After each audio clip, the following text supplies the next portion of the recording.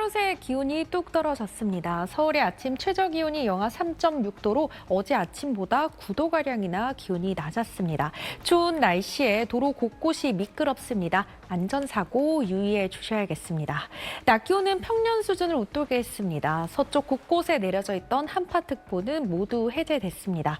이 주말 동안에는 아침, 저녁으로 추위가 매섭겠습니다. 들쑥날쑥한 기온 변화에 건강관리 잘 해주셔야겠습니다. 전국 하늘에 가끔 구름이 많겠습니다. 바람이 강하게 불어들 텐데요. 순간적으로 초속 15m 내외에 강풍이 불어들 때 있겠습니다. 안전사고 유의해 주셔야겠습니다. 지역별 낮 기온 자세히 살펴보시면 청주의 낮 최고 기온 8도, 대전 9도, 부산 10도로 쌀쌀하겠습니다. 내일은 전국 곳곳에 비나 눈이 내립니다. 서울에 최고 5cm의 많은 눈이 예보되어 있고요. 이번 눈은 이 무거운 눈이 짧은 시간 강하게 내릴 것으로 보여서 피해 없도록 대비 잘 해주셔야겠고요. 일요일에도 전국에 비나 눈이 내리겠습니다. 날씨였습니다. 네, 오늘 아침 또 날씨가 무척이나 추워졌죠. 이럴 때 전기장판 같은 난방용품 사용하는 분들 많으실 텐데요. 화재에 주의하셔야 한다는 것 명심 또 명심하셔야겠습니다. 최근 3년 동안 전기장판과 전기담요, 방석류에서 모두 727건의 화재가 발생했습니다. 관련 재산 피해는 48억 원이 넘는데요. 전기장판 화재는 대체로 두꺼운 이불이나 매트리스 위에 올려놓고 사용할 때 발생합니다. 장판에서 나온 열이 빠져나가지 못하면서 과열로 이어지기 때문입니다. 보관 방법도 중요한데요. 전기장판을 접어서 오랫동안 보관하면 열선이나 전선 피복이 손상돼 화재로 번질 수 있습니다. 전기장판을 쓸 때는 문어발식 콘센트 사용도 피하는 게 좋습니다. 콘센트가 감당할 수 있는 용량을 초과하면 전선이나 기기 자체가 타거나 또 폭발하는 사고까지 벌어질 수 있습니다. 새하얀 눈으로 뒤덮인 도로 위에 차량 여러 대가 깜빡이를 켠 채 멈춰서 있습니다. 트럭과 부딪힌 승용차는 차량 앞부분이 부서졌고 SUV 차량은 눈길에 미끄러져 갓길로 올라가 버렸습니다. 오늘 저녁 7시쯤 경기 포천 소우릅 어하고개에서 차량 18대가 눈길에 미끄러지면서 서로 부딪히는 사고가 났습니다. 다행히 인명피해는 없는 걸로 파악됐습니다.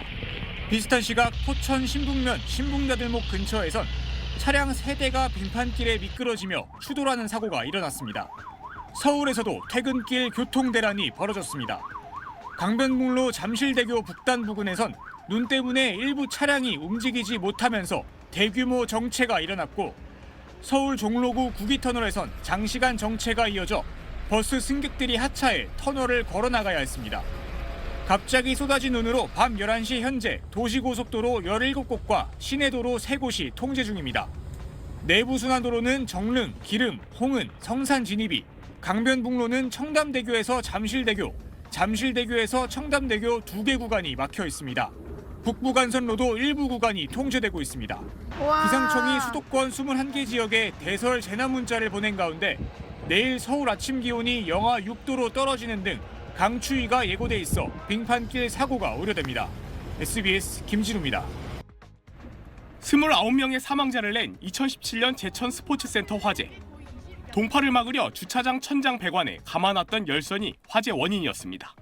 건물 주차장 천장에서부터 불이 붙기 시작했어요. 지난 2022년 청주 산부인과 화재. 소방관 3명의 목숨을 앗아갔던 평택 냉동창고 화재도 마찬가지였습니다. 모두 필로티 구조 건물들이었는데 외부에 노출된 1층 천장이나 바닥 배관에 열선이 감겨 있었습니다. 겨울철 동파를 막기 위한 열선은 주로 배관에 돌려감은 뒤 그 위에 보온재를 덮는 식으로 설치됩니다. 필로티를 본뜬 구조물에 열선이 먼지나 수분 등으로 합선된 상황을 실험해봤습니다. 불꽃이 튄 지 3분도 안 돼 불길이 구조물을 뒤덮었습니다. 필로티 주차장 상부 같은 경우에도 마감재를 2019년도 이전에는 가연재로 많이 사용을 하였거든요. 이게 불이 옮겨 붙게 되면은 좀 건물 전체로 커다란 화재로 이어질. 열선을 여러 번 감으면 열 때문에 배관이 녹아 구부러지며 화재로 이어지기도 합니다. 잘 모르시는 분들은 이렇게 겹쳐서 동그랗게 이렇게 말면서 하시는 분들이 계시는데 겹치면 안 되거든요. 이제 열로 인해서 붙어요. 그래서 화재가 나는 거거든요. 열선을 절단해 쓰는 경우 절단면에 이물질이 닿으면 화재로 이어질 수 있습니다. 열선으로 생기는 화재는 매년 300건 안팎에 이릅니다. 배관 보온재를 난연 소재로 바꾸고 기온이 영상인 경우 열선의 전원을 차단해야 화재를 예방할 수 있습니다. SBS 박재현입니다. 남자가 밖에 나와 차에 탈 준비를 하고 있습니다. 운전석에 올라 시동을 걸자 한 여성이 나와 배웅하네요. 그런데 차가 출발하자마자 갑자기 위에서 뭔가 와르르 쏟아집니다. 남자가 조금만 지체했더라면 그대로 깔릴 뻔했죠. 중국 저장성에서 일어난 일입니다. 쌓인 눈의 무게를 더는 버티지 못하고 지붕이 무너져 내린 건데 다행히 배운 나온 여성도 재빨리 피해 화를 면했습니다. 특히 올겨울엔 이 지역에도 물기를 머금은 습설이 많이 내려 피해가 속출했다는데 습설은 같은 양이 쌓여도 건조한 눈보다 두세 배는 무거워 한층 꼼꼼한 대비가 필요하다고 하네요. 눈무게를 이기지 못해 꺾이고 쓰러진 나무들. 비닐하우스 지붕도 뼈대가 휘어지며 주저앉았습니다. 쌓여있던 눈덩어리가 아파트 옥상에서 떨어지면서 사람이 맞을 뻔한 아찔한 순간도 포착됩니다. 눈이 무겁더라고요. 그걸 맞았는데 아프더라고요. 어제 오늘 내린 습설은 실제로 얼마나 무거울까? 야외 테이블 위에 10cm 정도 쌓인 눈을 모아 무게를 재봤습니다. 통무게를 빼고 재보니 눈무게만 11.4kg입니다. 주차된 SUV 차량의 보닛 위에 쌓인 눈은 8.4kg으로 측정됐습니다. 기상청 연구 결과 100제곱미터의 공간에 눈이 5cm 높이로 쌓이면 마른 눈인 건설은 200에서 300kg이지만 습한 눈인 습설은 600kg으로 최대 3배 무거운 걸로 나타났습니다. 습설은 건설보다 더 잘 쌓이는 특징도 있습니다. 이유가 뭘까? 영하 10도보다 추울 때 활발히 만들어지는 건설은 결정 구조가 뾰족하고 말라서 결정끼리 서로 잘 뭉쳐지지 않습니다. 반면 습설은 어제와 오늘 기온과 비슷한 영하 5도에서 0도 사이에 주로 만들어지기 때문에 살짝 녹은 상태로 내려서 결정끼리 결합이 더 쉽습니다. 덜 추울 때 더 많이 뭉치고 더 쌓이는 셈입니다. 쌓이는 높이가 올라갈수록 눈덩이 밀도가 급격히 커지고 그만큼 훨씬 더 무거워집니다. 이 결정들이 녹으면서 점차적으로 물방울들이 많이 달라붙게 됩니다. 두터운 형태로 변환이 되고 같은 부피라 할지라도 무게가 훨씬 더 무거워짐.